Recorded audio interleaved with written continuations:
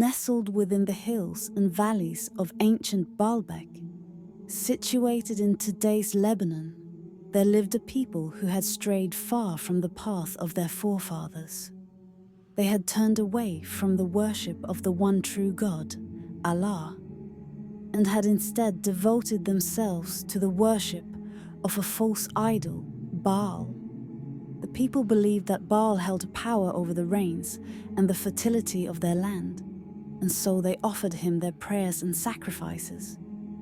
But Allah, the Lord of all creation, the most merciful, would not leave his people to wander in darkness. From among them, he chose a man of great piety and righteousness, a descendant of the noble Prophet Harun, alayhi salam, the brother of Musa, alayhi salam. This man was the Prophet Ilyas, alayhi salam. Ilyas, alayhi salam, was deeply troubled by the way his people had abandoned the teachings of the Torah, the sacred law brought to them by Musa, alayhi salam. The children of Israel had fallen into the clutches of idolatry yet again. Day after day, he witnessed them bowing before the lifeless idol Baal, seeking favors and blessings from that which could neither see nor hear. With a heart full of faith and a mission from Allah, Ilyas, alayhi salam, set out to call his people back to the worship of the one true God. He walked the streets of Baalbek, his voice ringing with the truth as he confronted the people. "Do you not fear Allah?" he asked them. "How can you invoke Baal, this false idol, and forsake the best of creators, Allah, who is your Lord and the Lord of your forefathers?" But the people were deaf to his words. They clung stubbornly to their false beliefs, blinded by their attachment to Baal. The more Ilyas, alayhi salam, preached, the more they resisted, until their hearts were hardened against his message. Seeing their defiance, Ilyas, alayhi salam, prayed to Allah for a sign that would shake them from their delusion. He asked for a drought to afflict the land as a punishment for their persistent idolatry. And so, by the will of Allah, the skies closed up and no rain fell upon the land. The rivers dried up, the crops withered, and a great famine spread across the kingdom. Year after year the drought persisted, and the people suffered greatly. But even in their misery, they refused to turn away from Baal. Desperate, they cried out to their idol, begging for relief, but Baal remained silent. Then, in a moment of divine challenge, Ilyas, alayhi salam, stood before the people once more. "Where is your Baal now?" he asked. "Is he asleep, that he does not answer you? Or is he on a journey too far away to hear your cries? If Baal is truly a god, let him end this drought." But the skies remained clear and the land parched. Finally, when the people had been brought to the brink of despair, they began to realize the futility of their worship.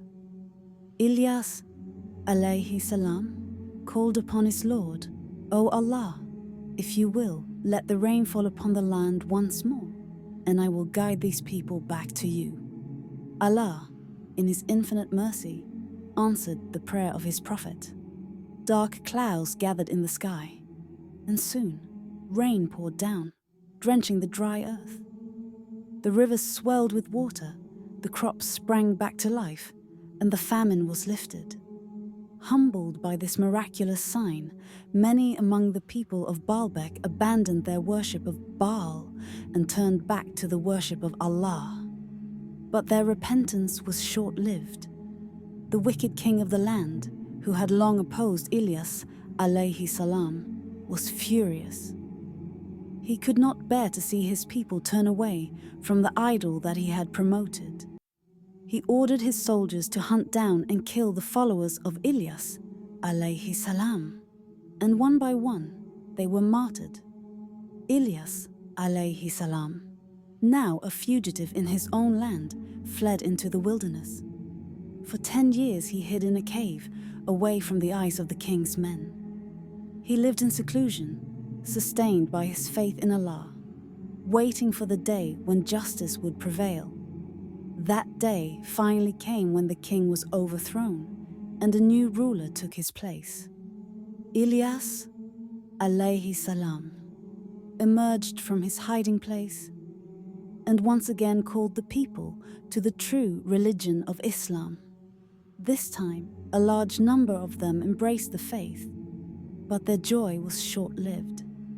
The new king, following in the footsteps of his predecessor, ordered the execution of all who had believed in Ilyas, alayhi salam.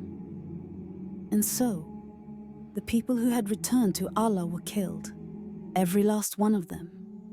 The story of Ilyas, alayhi salam, and his people is a tale of steadfast faith and relentless opposition. Despite the hardships he faced, Ilyas, alayhi salam, remained true to his mission, never wavering in his belief in Allah. His story, preserved in the Quran, serves as a reminder of the power of faith, the danger of idolatry, and the ultimate justice of Allah, the best of creators.